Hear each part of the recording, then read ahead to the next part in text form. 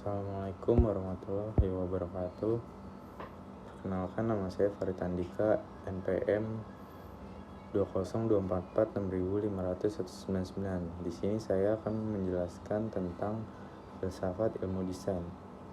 Poin ke-1, ontologi ilmu desain, yaitu berasal dari kata Yunani, dari kata ontos yang artinya ada dan logos yang artinya akal atau ilmu, yang dalam konteks filsafat berarti cabang ilmu yang membahas hakikat kebebasan atau eksistensi. Jadi ontologi ilmu desain mengkaji apa yang ada dalam ranah desain, baik dari sisi proses maupun serta hasilnya, serta bagaimana desain hadir sebagai bagian dari realitas sosial dan material. Desain sebagai proses merancang. Desain dipahami sebagai aktivitas mengubah kebutuhan menjadi solusi.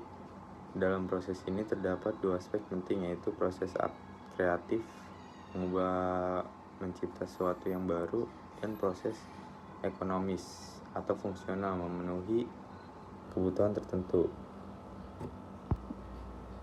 Ini yang membedakan desain dari seni murni. Jika seni murni bertujuan estetik, maka desain harus berfungsi secara praktis dan langsung bisa dimengerti kegunaannya. Desain sebagai hasil rancangan atau benda.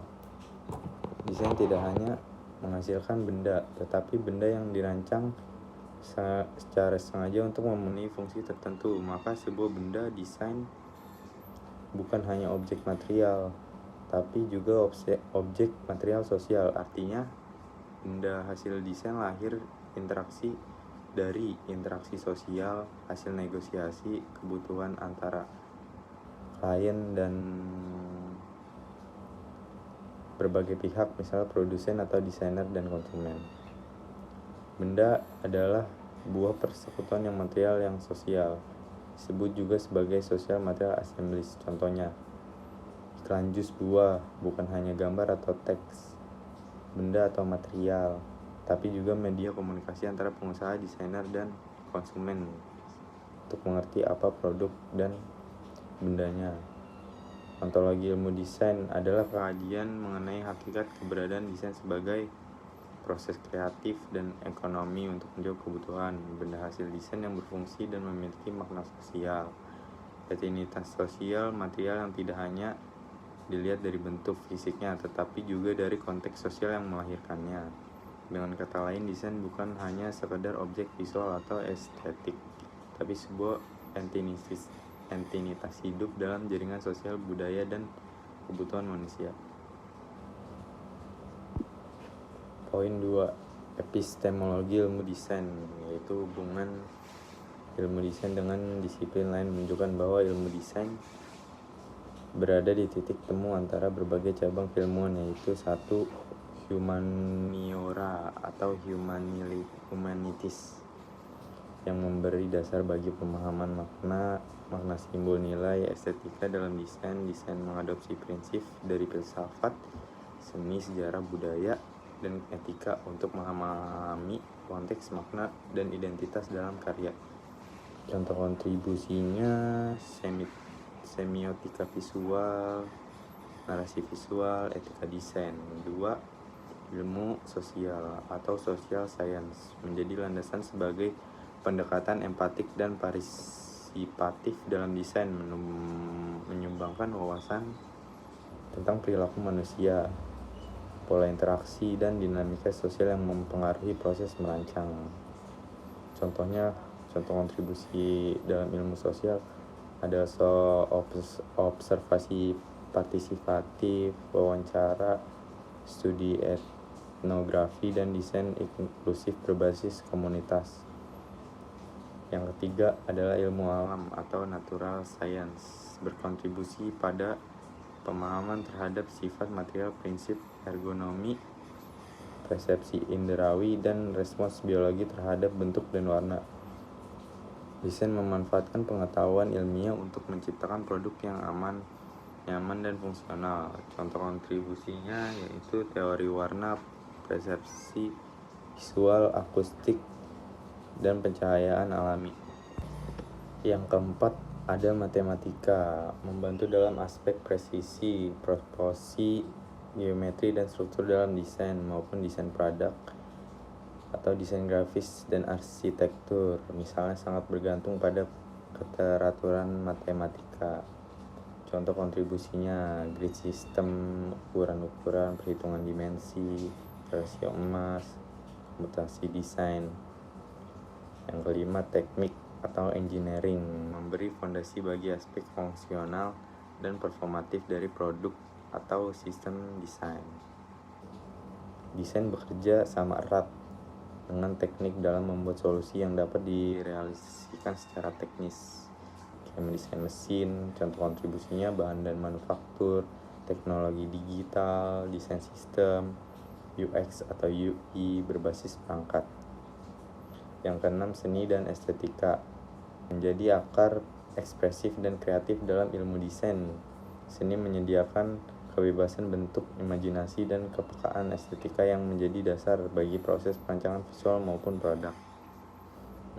Estetika sebagai cabang filsafat memberikan kerangka konseptual untuk memahami pengalaman keindahan, harmoni, kontras, dan ekspresi simbolis dalam karya desain yang tidak hanya fungsional tetapi juga memiliki daya visual, emosional, dan kreatif. Contoh kontribusinya teori warna, komposisi, prinsip visual, kontras, eksplorasi bentuk, ya semacam kreatif lah. Ilmu desain adalah medan multidisipliner yang menjembatani seperti eksplorasi estetik dan ekspresif, seni, pemaknaan budaya dan simbolik, interaksi manusia dan dinamika sosial, dan lain-lainnya.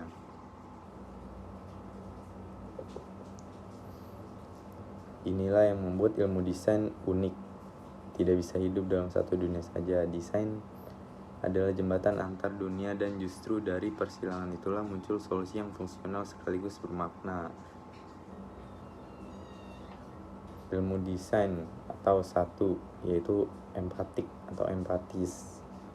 Ilmu desain menuntut desainer untuk berempati dengan pengguna melalui observasi, interaksi, dan keterlibatan langsung. Ini adalah pendekatan interaksi dari beberapa dari sains tradisional yang cenderung objektif dan memisahkan subjek dan objek.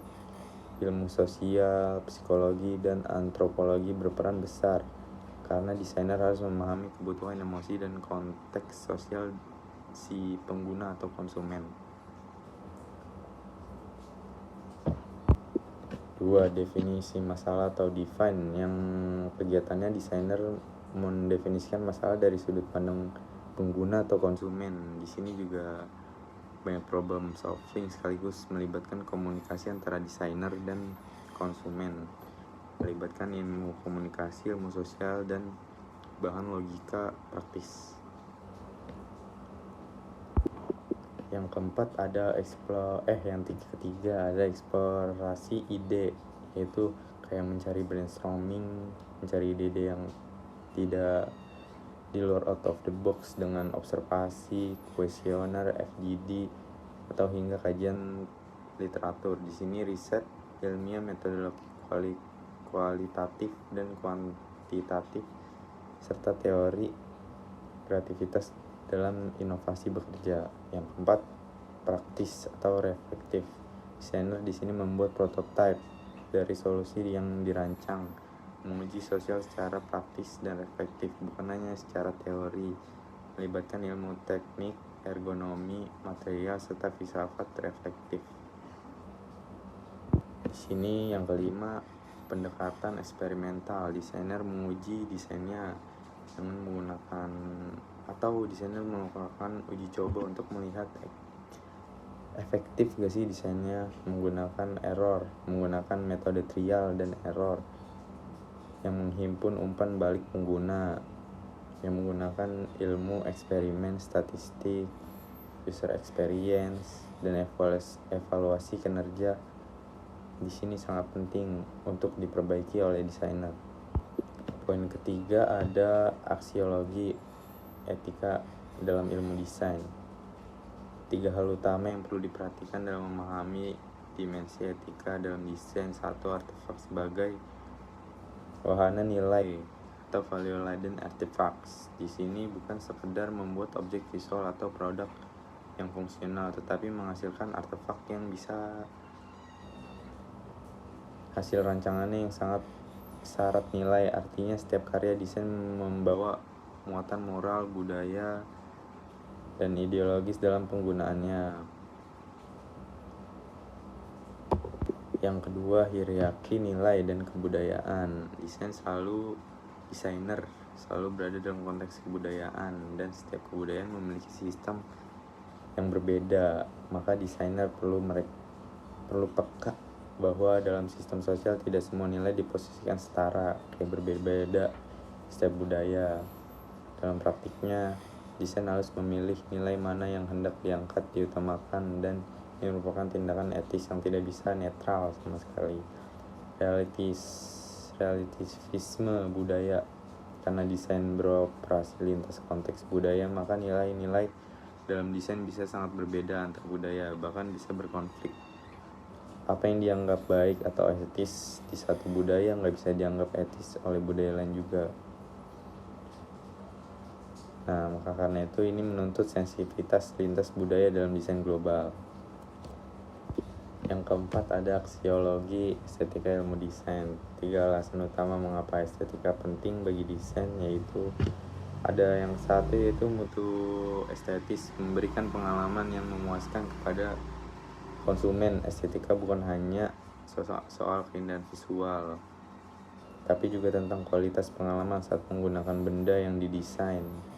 Artefak yang memiliki mutu estetis tinggi dapat meningkatkan kepuasan konsumen, menciptakan rasa nyaman, senang, bahkan bangga saat menggunakannya. Seperti Apple, kayak misalnya membuat produk, kita menggunakannya merasa bangga atau mewah. Desain yang estetis menciptakan hubungan emosional dan psikologis yang positif antara pengguna dan objek. Yang kedua ada respon estetis. Respon pertama terhadap benda.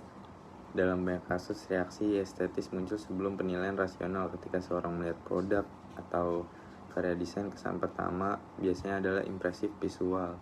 Apakah menarik, indah, harmonis?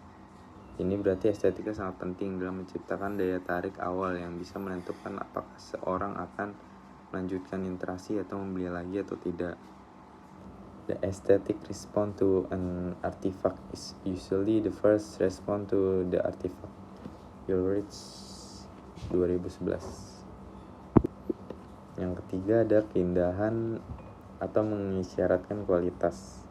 Dalam banyak konteks, keindahan dipersepsi sebagai indikator mutu, bahwa jika sesuatu tampak rapi, proporsional, atau artistik, maka ia juga diasosiasikan dengan kualitas yang baik. Dengan indah bisa menciptakan kesan profesional, dapat dipercaya, dan berkualitas yang tinggi bahkan sebelum pengguna mencoba fungsinya. Di sini juga ada catatan tambahan ya guys. Estetika universal versus partikular. Ada nilai estetis yang bersifat universal, misalnya golden ratio, simetri, vertikal, umumnya dianggap indah dimanapun. Dan ada juga estetika yang partikular dan simbolik, tergantung budaya, daerah, dan konteks sosial, misalnya simbol religius atau motif etnik. Estetika penting dalam desain karena meningkatkan kualitas pengalaman pengguna, menjadi respon awal yang menentukan detail desain, membentuk persepsi terhadap kualitas objek desain yang dibuat. Estetika dalam desain bukan sekedar pemanis juga loh guys, tapi bagian fungsi dari makna dan pengalaman supaya konsumen tertarik dengan desain yang kita buat, atau pengguna melihatnya seperti tertarik dan bangga saat memakainya. Jadi seperti itu. Ya, sekian dari saya, Farid Andika, Universitas Indraprasta PGRI atau Yunindra, dari kelas SA Desain Komunikasi Visual, pamit undur diri.